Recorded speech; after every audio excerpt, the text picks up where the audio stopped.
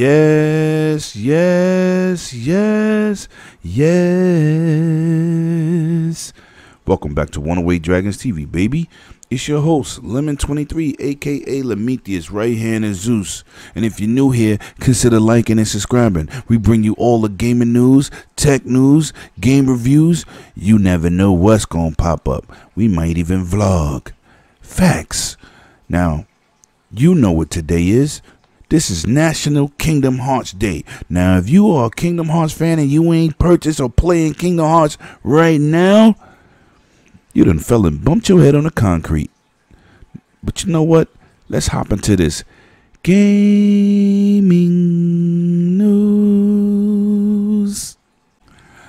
We got some good news today, baby. Microsoft has announced that Xbox Gold members will be able to play Gears of War 4 free this weekend, January 1st, starting at 12 a.m. Pacific Standard Time to February 3rd, 11:59 Pacific Standard Time. Players will have access to multiplayer and the campaign mode and the horde mode and escalation.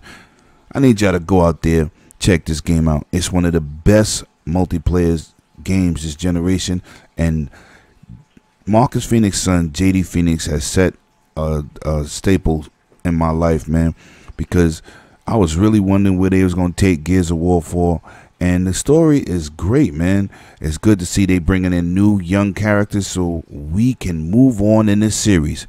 Facts. Can't wait till that Gears of War 5 this year. That's going to be fantastic. E3 is going to show even more gameplay. Kudos to Microsoft for keeping that billion-dollar franchise alive. Now let's move on to some more gaming news. Well, y'all know out there, you know your boy Lemon is a big Rainbow Six Siege fan. I'm going to put the link in the description. They will have an update starting next week, and it's a lot of stuff to go over. I'm just going to give you a little bit of it. They're changing Caviar and Luasen. They have been nerfed with the reduction of damage from 99 to 65. The reduction in its magazine sizes 15 to 12, and an increase in recoil and a increase in hipfire spread.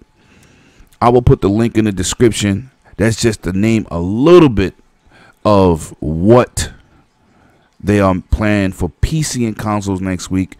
Hopefully these adjustments will bring better gameplay to the game and more balance, but it definitely goes live on February 5th, and follow up on PC and follow up on PlayStation, Xbox on the 6th. I will put the link in the description so you guys can see the patch notes for yourselves. Now, well, you already know that Fortnite on Android is a big success, and with that success come more players, and with more players, people are asking for certain options, and the options that's being added into the game right now, it will be in the latest update version 7.30. It will allow players to use Bluetooth controllers to play the game, and support for a 60 Hz refresh rate on certain phones. We're going to get into that later, but let me just jump into this right now. People out here are playing on mobile devices. You know, Microsoft has jumped out the window and said they want people to be able to access their xCloud on any device. And Fortnite is like, you're not leaving us out here. So right here, you see the little bit of the blueprint of the controller scheme, how they're going to be presenting it on Android devices. And let's just jump into some of the Bluetooth supported devices. The Android most Bluetooth controller adapters, they will be adding support, such as the SteelSeries Stratus XL gaming device, the Xbox One controller, the Razer Raju, and the Moto gamepad. And it's also, they're not leaving you out, iOS. We got the MFI controllers, such as the Steel Nimbus and the Game Vice controller. And they will be disabling phone vibration if a game pad is attached, which is excellent. And now with the 60 Hz support, they will be rolling this out to enable settings on certain Android devices. These devices consist of the Samsung Galaxy Note 9 US variant, the Huawei Honor View 20, and the Huawei Mate 20X. And they also added in a couple blue bug fixes and things of that nature. If you game on that mobile device, this is an exciting feature to be added. You can definitely get you one of those clamps to hook it to the controller and put your cell phone in the little socket, and you get to rock like you got a NVIDIA Shield Portable. Facts. Now let's jump into the rest of this gaming news. No pun intended. Yeah, I said no damn pun intended. You already know Jump Force comes out February 15th. You already know your boy got that special edition. We'll be unboxing it. You already know that I can't wait to get my hands on that anime bonanza. Woo! One punch, anyone?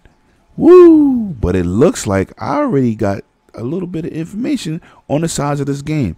Now, with all them goddamn characters in this fighting game and a huge 3D world and beautiful graphics, you would think this game would be like the average size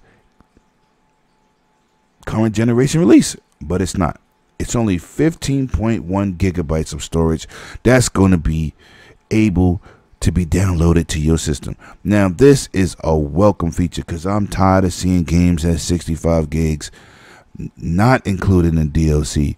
So this is going to have a lot of characters added down the road, and it's good to see that it won't be taking up too much space in your hard drive. People like to know install sizes, so there you go. Now, I'm bringing a little gem to y'all, and I want y'all to pay attention. Facts.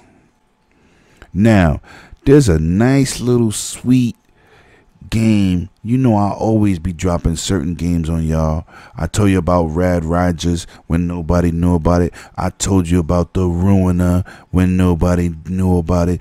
And I also was rocking out on the Redeemer over a year and a half ago. These are little gems that I like to drop on my channel to show people sometimes the indie developers make a fantastic game. And this game here reminds me of a John Woo meets Max Payne. I am talking about the Hong Kong Massacre, and right now it's on PC and PlayStation 4. You play the game, you get busy, you're doing John Woo dives, you got slow motion, you got blood, you got a nice difficulty learning curve, and it is a 1992 Hong Kong retro style game for you nostalgic people out there. And if you are a John Woo fan like myself, jump into this game. It is fun, it is hot action, it's nice graphics, it's top down view, but I'm telling you, this game is off the chain. Go check out this on your PlayStation 4, on PC. Definitely one of those gems that I like to talk about and show y'all when nobody else is talking about it. Facts. Now, if you're here for the title, you already about to know what I'm about to get into.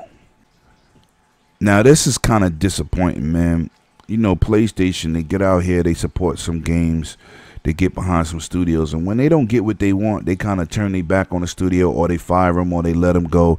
And I'm talking like games like 1886, that PSVR, that bot game was like a sport game. They turn on the developers from Drive Club because they didn't meet the sales and the revenue that Sony would like. Now, one of my favorite games is Detroit Become Human, and the company that brought us that game was called Aquatic Dreams. They also made games like Heavy Rain and Beyond Two Souls. They're a AAA studio, and they also have seen plenty of success. I say this again. Detroit Become Human has not received the work, let me just say, it has not received the respect from the gaming community that the work that has been put into this game. That game is completely amazing. Graphically, storytelling. It's a Telltale game on Red Bull, steroids, and whatever PhDs and enhancements out there that you could mention.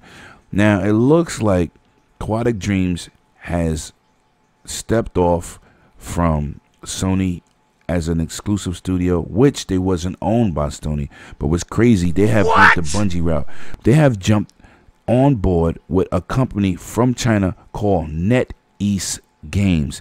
Now, there are one of the biggest Chinese companies in China that has a lot to do with a lot of PC ports and architecture games and online multiplayer PC games. Now it looks like Quantic Dreams has signed a deal with them to stay independent because Net Games do not own them, but they definitely took a minor stake into the company. So now they got financial backing from a smaller situation, and now it looks like Quantic Dreams is a hired hitman, and they will be independent and they will continue to put out games that we love. And that's good to see that they're not going nowhere. They didn't break up as a developmental team. But Sony, how could you not lock these dudes in? As many games they gave you exclusive with no in particular deal to keep it exclusive, and the loyalty they had to you guys, and you trying to tell me Detroit Becomes Human was a disappointment to you guys that y'all didn't lock them in? This is really embarrassing. And Sony, you got to do better. You just can't worry about Santa Monica Studios, Insomniac, and other entities that y'all involved with. But this is just crazy. But you know what it's good for? Good for everybody else. Because when they make a game and it goes cross-platform, this company will be around because everybody will get a chance to enjoy the storytelling they bring, the interaction they bring. This company is amazing. I wish Microsoft would have picked them up. But you know what? Microsoft is going to get a chance to get their work on their platform anyway. Thank you, Sony. I definitely appreciate that. And it shows you that Sony is a selfish company. I would have never let Quantic Dreams be a free agent. Facts. Now, if you're new here, and you should consider liking and subscribing. It is greatly appreciated. Hit that, smack that like button, share it, get it out there. And if you didn't like the episode, do a thumbs down. It's just being real, because this is what we do here. We promote the facts. That's all the news I have for you today. I'll be back tomorrow. You already know. And I'm out.